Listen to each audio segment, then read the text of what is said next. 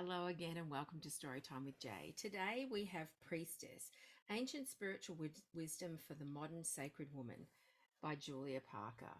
This is a whole lot of short pieces on, and then linking to the goddesses that what you work with. So I've just chosen a few to read. The first one is called Learning from the Monkey. We all have an ego and an ego voice. We all have a mind monkey. Some call it our inner critic, some our inner mean girl or guy. It doesn't really matter what you call it as long as you recognize it's part of you and therefore of your own being. I've heard people say about their ego in such a way that it's not them. And while it may not be true to them, it is part of who they are. Therefore, we must take responsibility for it. We cannot externalize our ego as something not ourselves or our ability to take responsibility for it. Responsibility means to respond with ability. How's that for revolutionary? I choose to respond with ability to myself, and all I say, feel and think, and do not say, feel or think. I respond to myself with ability. Who else can do it if not me? I do not blame myself, rip myself to shreds, tear myself apart, and knock myself down no matter what I say, think or feel, or do not say, think and feel. I just deal. I respond with ability. I take responsibility. And more often than not, I have found that responding with ability to our ego and nasty inner critic begins with truly understanding what it is. What we tell ourselves is not the truth, that it is a portal to the real truth of our soul voice, but not the truth itself. I've come to see my ego for what it is, and maybe my version of what I believe my ego is and how I've come to see it will be powerful for you too. My ego is a voice of my own creation that takes me away from my soul essence. It's something that tests me, challenges me, creates fear, distracts me, compares me to others, lies to me about my worthiness, propels me into procrastination, assumes, tells me others do not like me, and so much more. It is my own inner voice that has been created by me as one of the greatest personal teachers. It's not my enemy despite what it tells me. It is not to be feared, adhered to, obeyed, or blindly believed. It's a messenger that calls me deeper into my truest self. It is a gateway and a door to my highest self. My ego shows me where I need to care for myself more, how to discern what is true and what is false, how I am thinking and showing up in the world versus how I truly want to be, where I am distracted, how I am spiritually bypassing, where I am submitting rather than surrendering, how I judge myself, where I hurt and how I hurt myself. And in showing me these things, my ego opens up a portal for me to see myself through loving eyes, beyond its fears and lies, and it brings me back to the true essence of my soul. By seeing it for what it truly is and accepting it as part of myself, I can then be compassionate, control of understanding when my ego is there, why my ego is there, why I hear it, and can be hurt by it. Only then I can know how to change and transcend beyond its mumbles, niggers, or roars. I have learned to know that when my ego tells me I'm not good enough, that it is sending me a challenge to deepen my relationship with myself. Not that I am not good enough. It fills me with fear that I am being called to ask how much I want something and what I am willing to do to make it happen.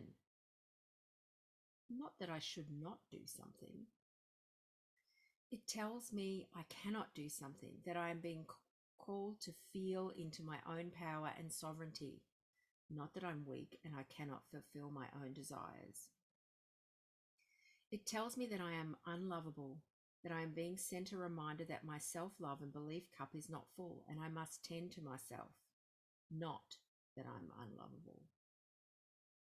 Tells me that I must be perfect or that I'm a failure, that I am whole and that I can never fail when I live with authenticity and heart, which will include making mistakes.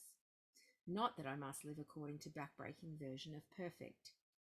Do you or your inner critic or ego tell you such things too, and maybe more? We are rowing in that boat together, sister, all of us. Your ego may tell you things you don't like and don't want to hear, but as it does, can you see how it becomes one of your greatest teachers and is not your enemy?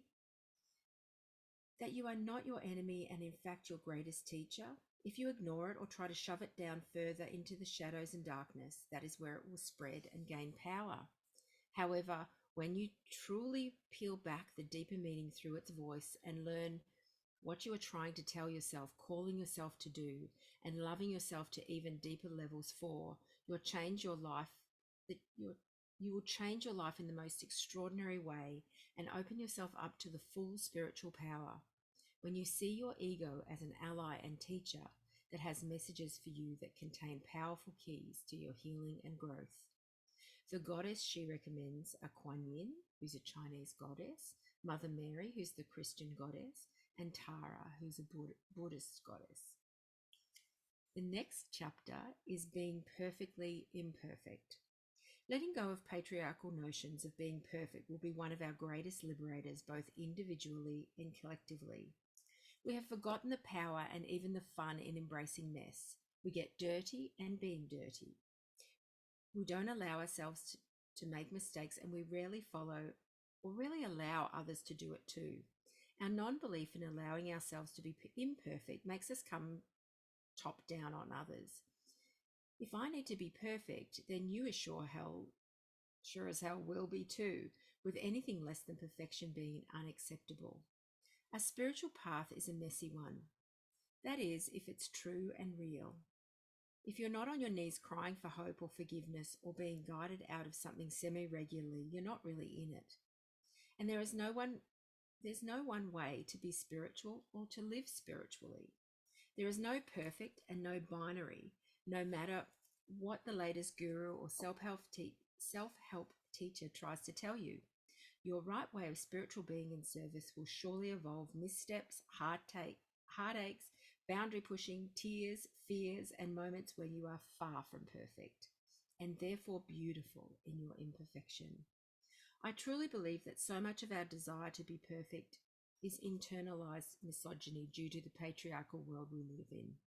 There is a pervasive ideal, driven especially by powerful white men through politics, business, education, and the media, that women must be exemplary, refined, together, straight, small, delicate, yielding, and that we must be perfect within the realm of what is told is perfection. It's an impossible ideal to live up to, and in many instances it's killing us, robbing us of joy, promoting the turning of women against women, so often without realizing we're judging other women for the way they dress, their choice of partner, how much they drink, how much they weigh, how they parent, their choice to not be a parent, and so much more. This is not freedom. This is not a free life.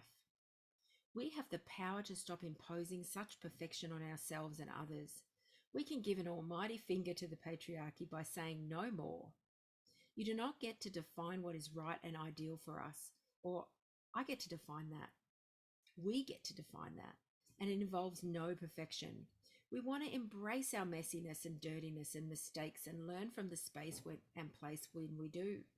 We reject remaining pristine, skimming the surface and hiding our mistakes away in an attempt for no one to see or judge us, or to uphold your notion of what should be. And when you do, sister, embracing our imperfections is not easy. No one wants to fall over. No one wants to get hurt. And no one necessarily wants others to see our darkness that may show us to be vain, bossy, controlling, needy, etc. I say such things an example of exactly what I am. And the more I've said and owned that I am such things, the more I've been able to transcend and move beyond them. Go figure. What if we made it okay if we did and they did? How might that change everything? How might that help us so deeply with fear and conversely courage as well? How might we take more risks, say what the hell more, give things a go, put ourselves out on a ledge, give up the binary that we will fail and therefore be a failure? How might this change for us if we allowed the making of mistakes to be okay, and that we gently witnessed ourselves and others while doing so, cheering ourselves on, and having the imperfect messiness and belief in ourselves to fall over, learn, get back up, and that we will be okay? It will change everything. And the goddesses are the Egyptian Bast, the Greek Elpis, Roman Felicitas, and the Polynesian There's one more and it's quite quick and I think I'm going to read it. So if you don't want to listen, you can switch off now. But if you're enjoying this, listen to this one. Your judgy pants don't fit anymore. Many of us have developed a deep attachment to judgment. We think, speak, and act towards others, and yes, ourselves, in a way that is hypercritical, steeped in nitpicking and searching for faults. Imaginary yardsticks abound by which we think we and others need to measure up, and that if we don't, that somehow means we are not good enough. And so often it seems we wield these sticks as a weapon to one-up ourselves, to put others down, to make sure we are more than okay than somebody else. This is mightily supported by social media. It's become so easy to zing out a quick retort, opinion, or judgment on someone we see posted online, which of course always has a human face and heart behind it, even if we fail to recognize it at the time. Quick jabs, throwaway lines, unsupported opinions that we claim as fact, and passing judgment on others which we could be anything from what they are wearing, how they parent, to a business decision they've made. It's important to know that when we have an inner judge, and that it can be helpful to us. When our inner judge is not driven by our egos, it helps us make good decisions, be clear with our boundaries, and avoid people or circumstances that we know are not right for us.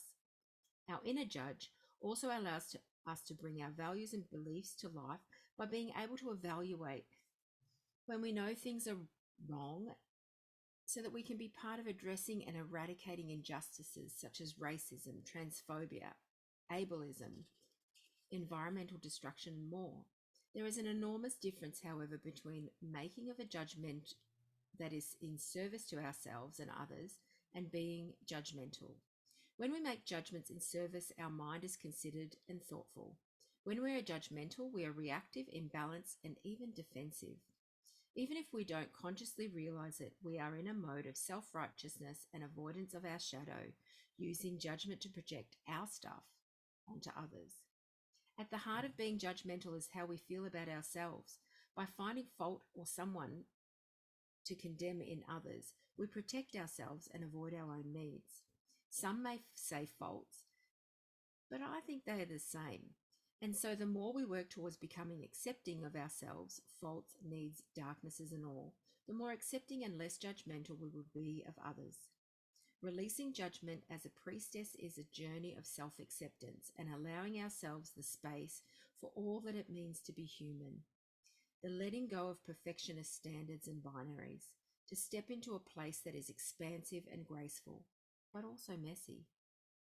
Such is the path we go on when we commit to wholly owning ourselves for who we are and who we are becoming.